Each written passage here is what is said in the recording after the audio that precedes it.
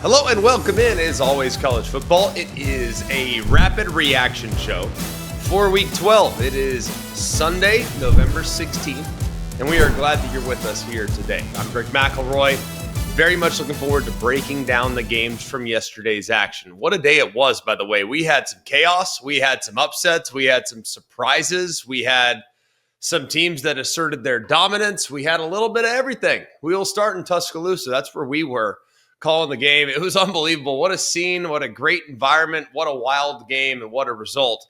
Probably the most stunning, most consequential outcome of the entire day as number 11 Oklahoma takes down the number 4 ranked Crimson Tide. Both teams are now 8-2. Alabama 6-1 in the SEC. Oklahoma now 4-2 in the SEC. This final score was 23-21. This was an interesting game, and one that I've talked to a lot of people throughout the week. It's like, what do you think? I was like, I got to be honest with you. I think these teams are very similar. The excellence that we've seen from Oklahoma on defense is comparable to the excellence we've seen from Alabama with their passing attack. So it's kind of a strength on strength. On the other side, very encouraged by what I've seen from Oklahoma's offensive growth. Also very encouraged from what I've seen from Alabama's defensive growth. So it's kind of one of those games where I'm like, this is going to be a very interesting outcome. And it might come down to big plays given up, and it might come down to mistakes. Well, it came down to mistakes. And if you look at this, it was all about the mistakes created by Oklahoma. It was remarkable. It was really kind of from the get-go. It started with the 3-and-out forced at the very beginning, leads to a long punt return. Sooners cash in for the first field goal of the game.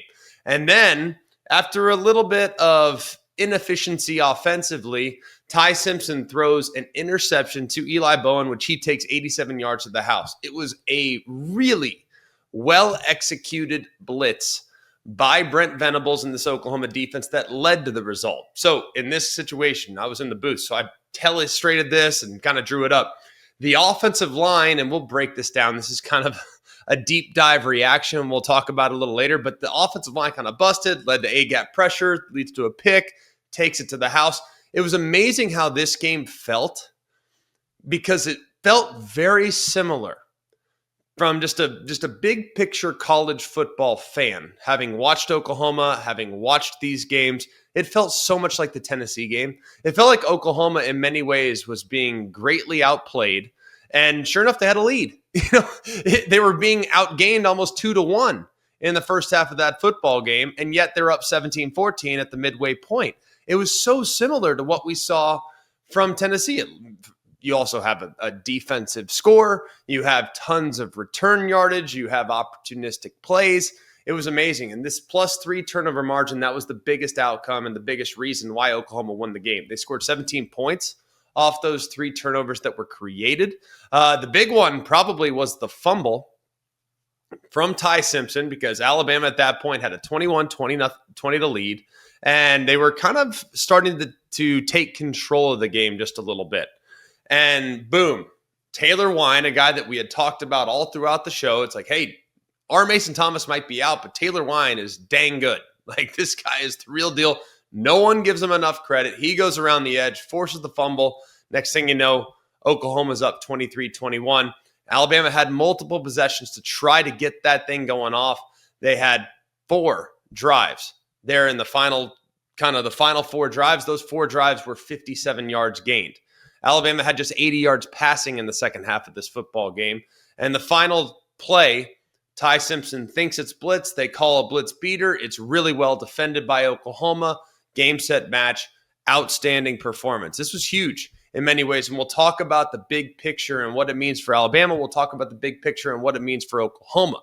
But when you take into account the impressiveness that we've seen now from Oklahoma's defense the last 2 weeks in creating turnovers, creating opportunities, and converting those opportunities to points, that's been the big difference.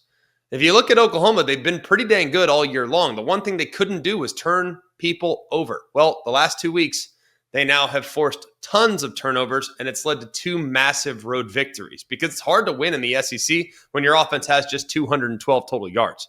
You know how you win in the SEC? By creating big opportunities through turnovers and doing a great job with creating big plays. Outstanding win.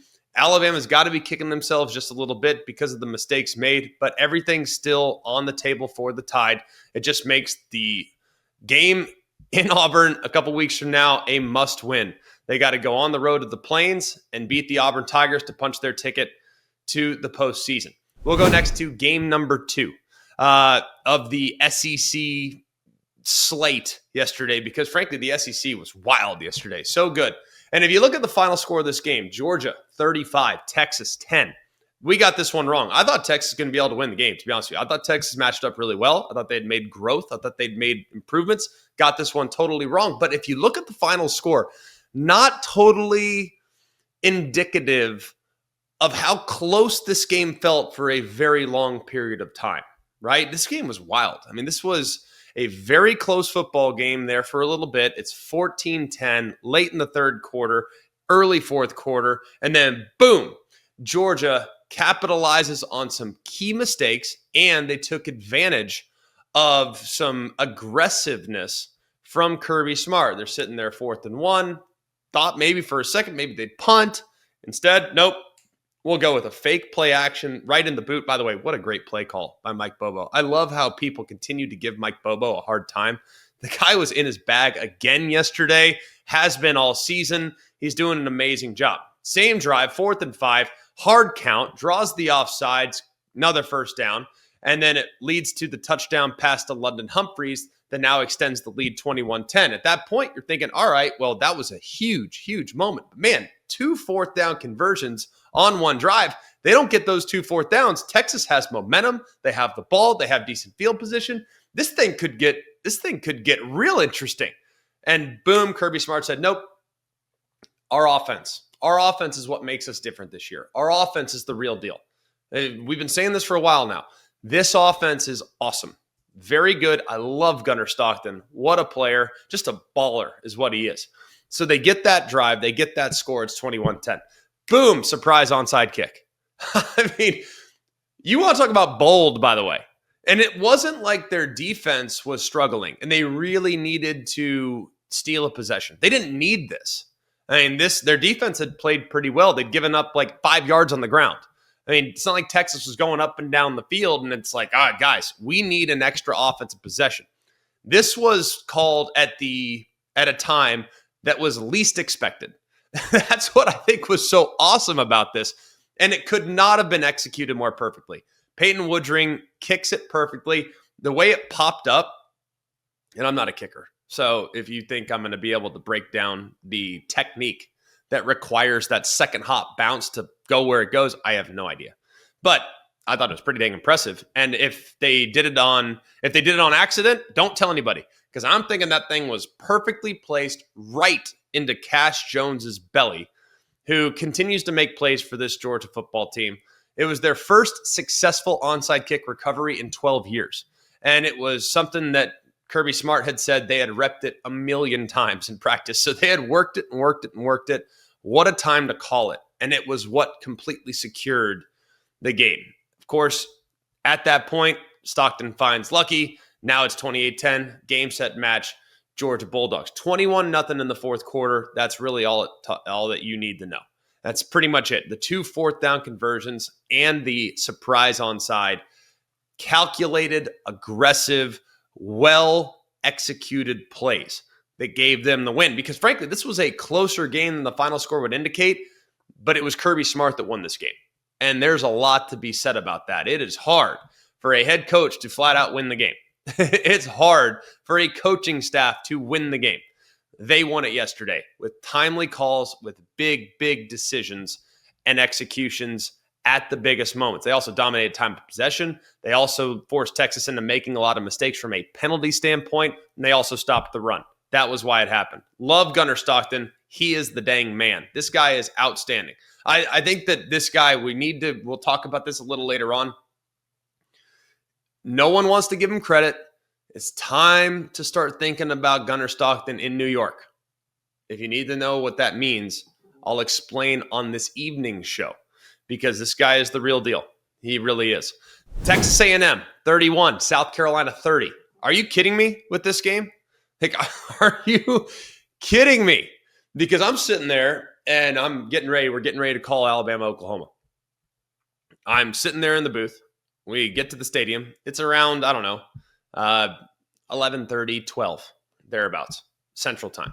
So this game at the time is about, 10-3-ish. So, all right, A&M will figure it out. We've seen this before. A&M, as soon as they flip the switch, like they've been in some tight games early on, and then they make adjustments, and then boom, A&M takes over the game. They'll win this game. They'll win this game 35-17. That's kind of what we're thinking, right? And then immediately, from the time we left our camera meeting, which finished up at about noon, to the time I got to the booth. So, 20 minutes or so, tops, maybe 25. It goes from 10-3 to 22-3. And then, all of a sudden, after a sudden change, 27-3 after the long play that was created. And then 30-3 at halftime. I'm like, what just happened?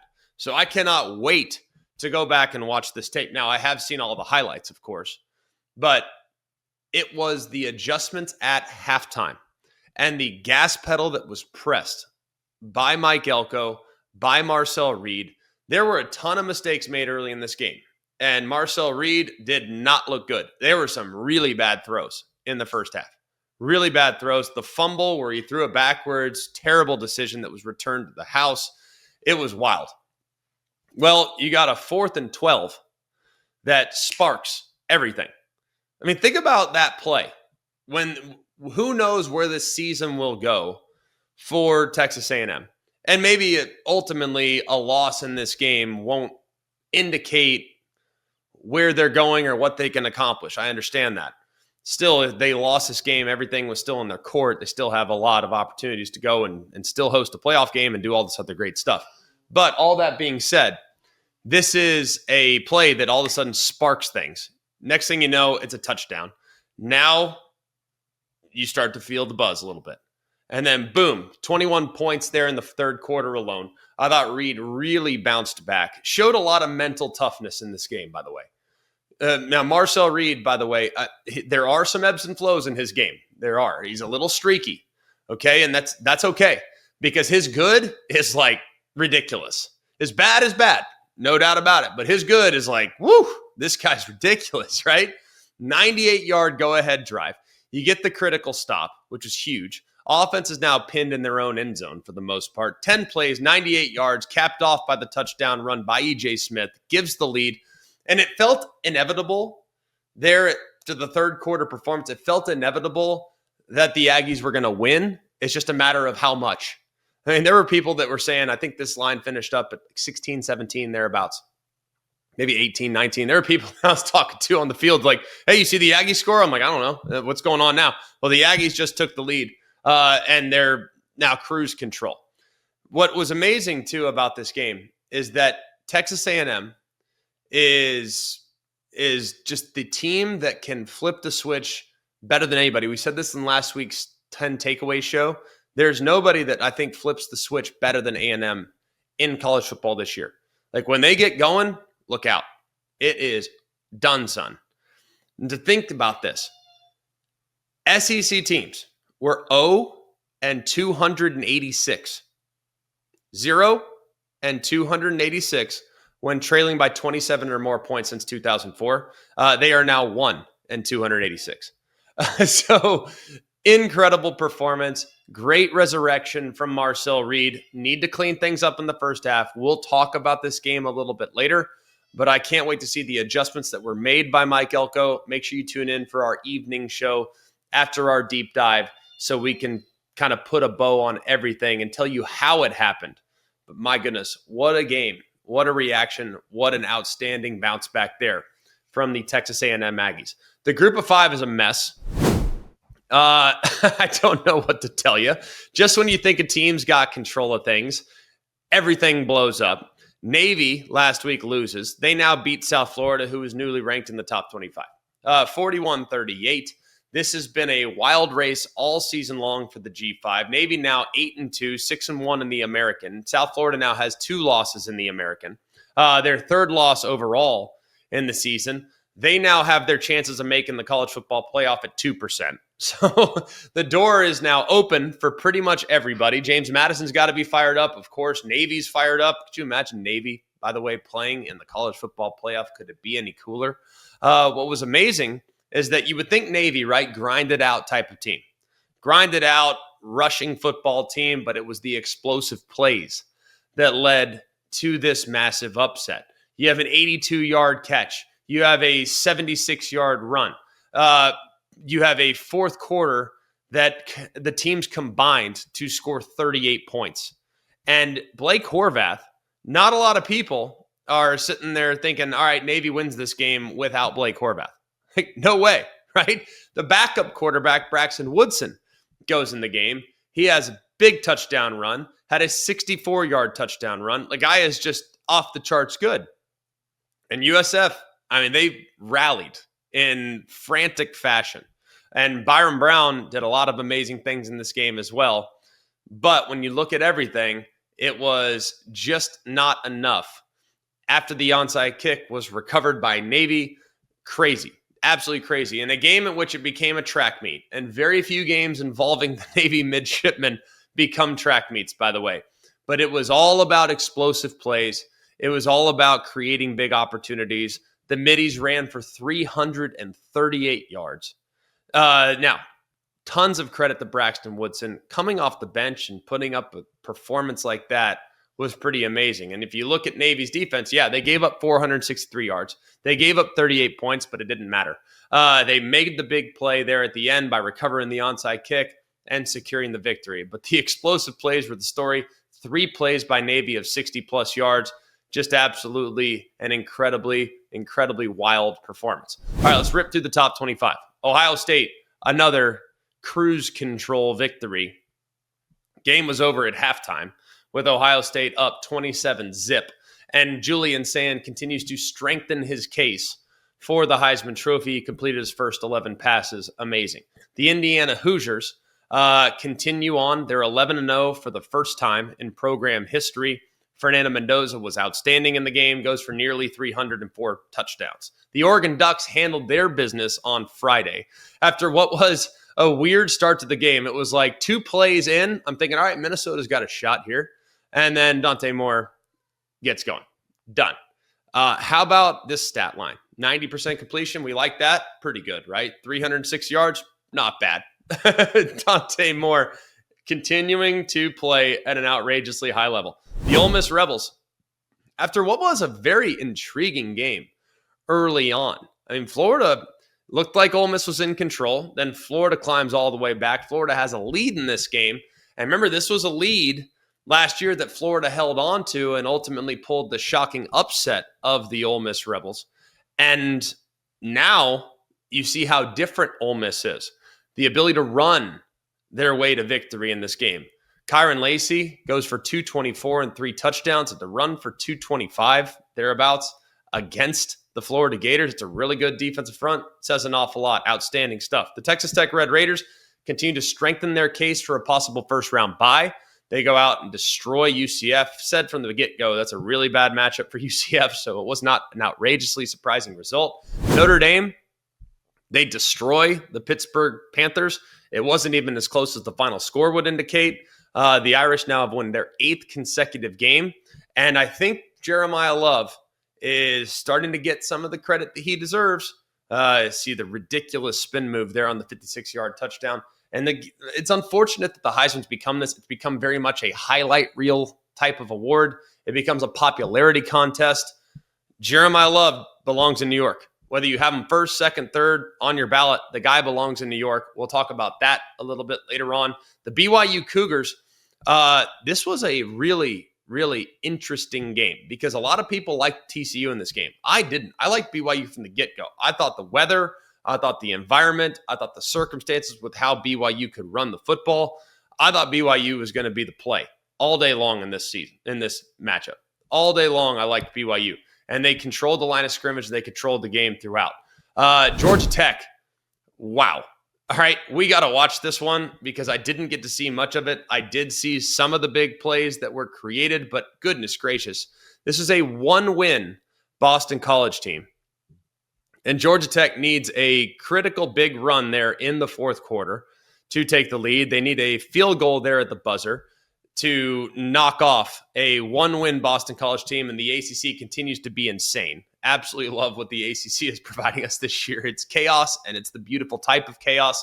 The Utah Utes roll yet again, domination along the line of scrimmage, and route to a big victory against the Baylor Bears. That offense for Utah now, I think this Utah team is on their upward swing. Now, will it be enough to make the playoff? I don't know.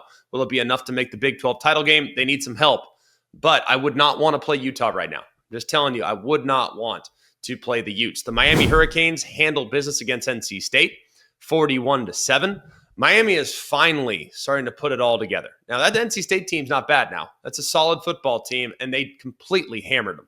So, dominant win there for the Miami Hurricanes. The USC Trojans, 8-2. They get the win against Iowa.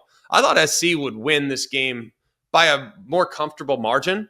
Of course, that was not the case, but 19 unanswered points there after a tough start. Down 21-7 in a big hole. They get the big win, though, in bounce-back fashion. So a big win for SC. They keep their college football playoff hopes alive. The Michigan Wolverines, a dramatic walk-off win at Wrigley. You have their kicker who'd missed a couple field goals earlier. They kicked the 31-yarder as time expires. The game-winning drive, their Andrew Marsh, who was ridiculous in the game. Ridiculous. The toe drag catch on third down. Awesome play.